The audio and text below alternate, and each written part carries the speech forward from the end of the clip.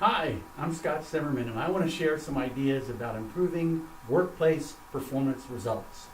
I've been playing this arena since 1978, and there are just some obvious things that I think we all can understand, and I want to just present these ideas graphically so you get the gist of how I focus on organizational improvement. I've put a number of slides up.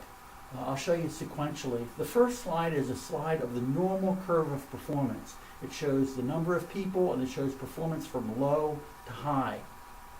Now, if you look at this, most organizations have a normal curve. There's an average or median. I'll use the word average because it's more common, but the median is the middle level of performance in the group.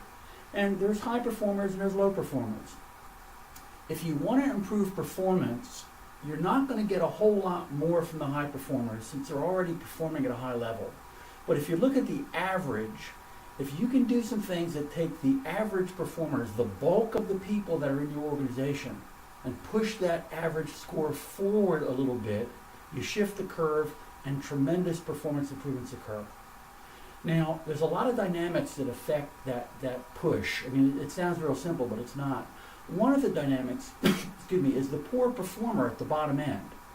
They kind of serve as an anchor for the rest of the group. You got a number of choices. You can coach their performance improvement. You can do things with the average group and hope that they'll get sucked along into that performance improvement. Or you can confront that bad behavior or coach that bad behavior.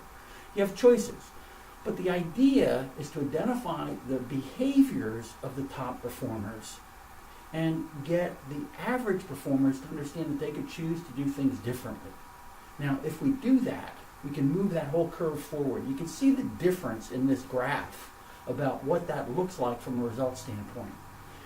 You're pushing the average performers forward and bringing along the poor performers or dealing with them in some way. And what will happen, interestingly enough, is that the top performers will also move forward some because they don't like to be in the middle. They do things now because they want to be top performers.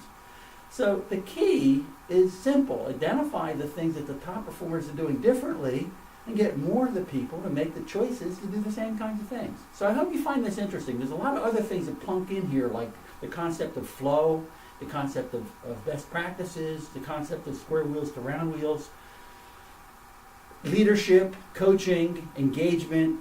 But for me, it's the approach I take is to make things interesting, fun, and engaging. I use the cartoons for that purpose. The whole goal, though, is to improve performance excellence. So I hope that this has been a simple explanation of how I think, at least, about how to deal with organizational performance. Have fun out there.